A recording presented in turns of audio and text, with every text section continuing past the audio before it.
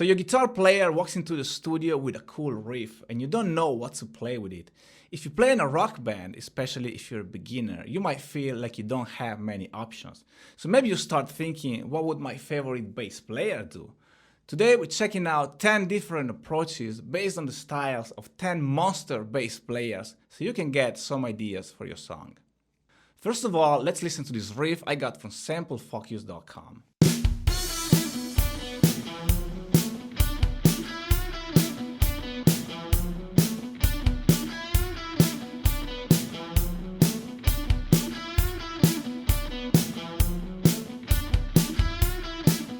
Pretty simple, right? AC/DC style, A minor pentatonic, couple of bends, and a very basic drum pattern to keep things easy. Number 1 is the DD Ramon approach. Now, DD Ramon is known for the extreme simplicity of his bass parts. If you listen to any Ramon's track, you'll notice that the bass just plays the root notes all the time, nothing else.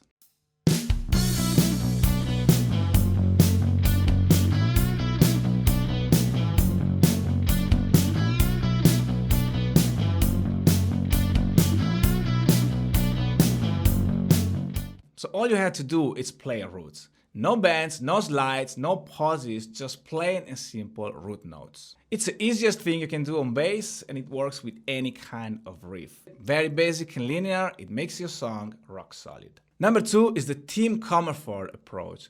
Now, Rage Against the Machine has some of the heaviest riffs in history and the formula is simple. Bass and guitar play exactly the same thing. You just double whatever the guitar does.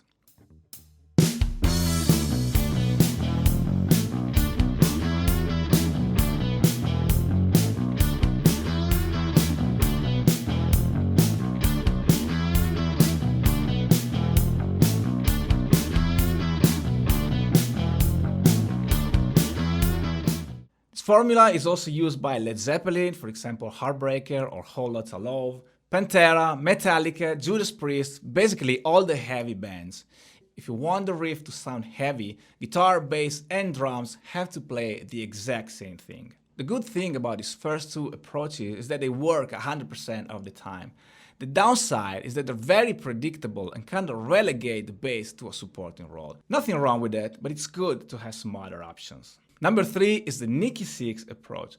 Not everybody likes Nikki Six, but he has a very specific pattern he uses all the time that not many other bands do. It's basically a mix of the first 2 approaches.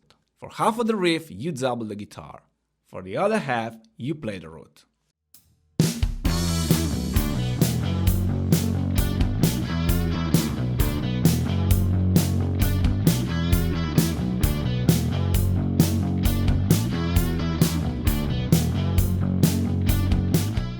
Or the opposite, root in the first half and double the riff in the second.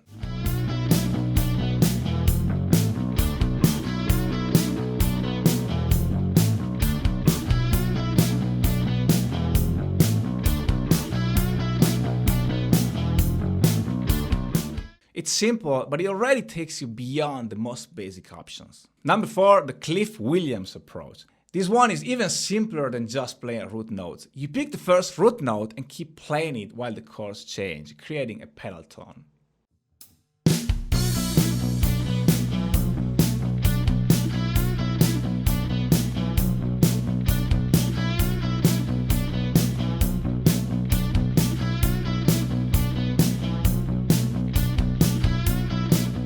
It's very AC/DC, and while lots of other bands use it, AC/DC are the ones who made it famous. As simple as it gets, but not as common as the first 2 formulas we talk about, so give it a try.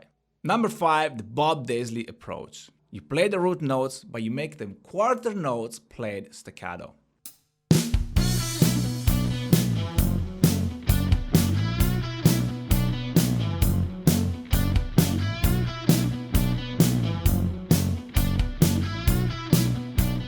It creates the typical Aussie effect you hear in songs like Crazy Train or Rock and Roll Rebel.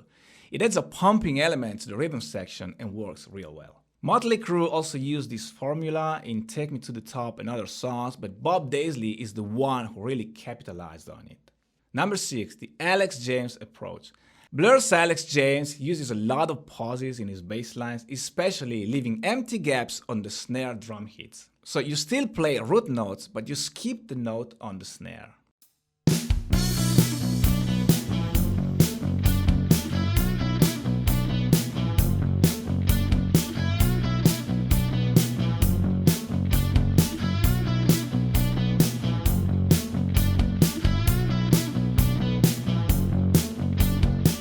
Once again, very simple, but it creates a more interesting pattern and takes you out of the usual formulas.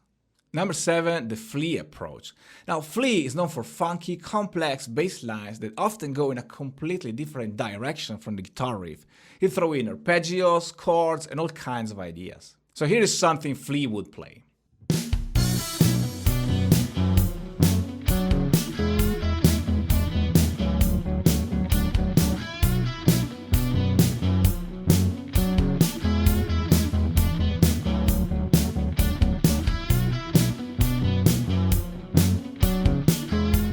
This one is definitely more advanced, but if you can pull it off, it makes the bass stand out in a big way, and it will also add a fresh element to the guitar riff. Number 8, the Chris Novoselic approach. Chris Novoselic from Nirvana plays very simple but very effective bass lines. One of his favorite tricks is to play a different note than the guitar's root, basically shifting the root and creating a slash chord. In songs like Drain You and Lithium, he does it all the time. It's a very easy way to bring in some harmonic interest.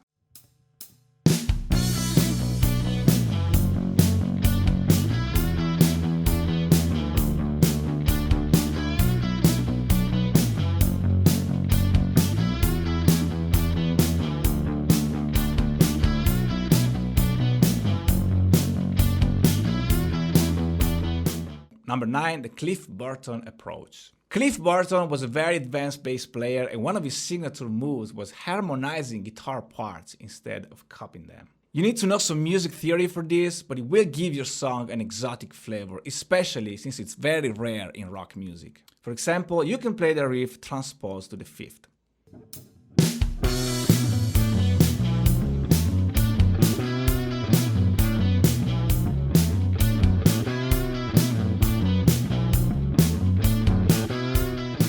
Or harmonize in third.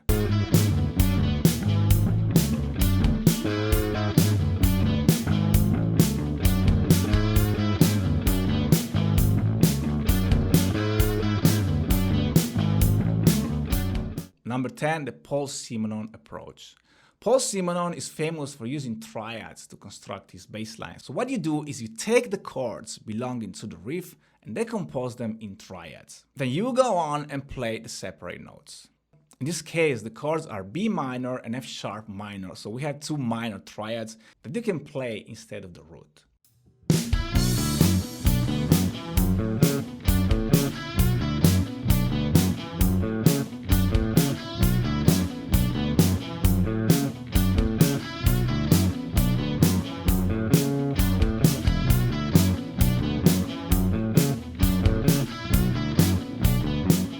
Paul McCartney uses them all the time. I would also mention the Geddy Lee approach, but that would involve playing something completely different, using different modes, and it would probably make everyone in the band hate you, so let's leave that out. I hope the video was helpful. I need you to subscribe to the channel, so please hit that button. Thanks for watching, see you next time.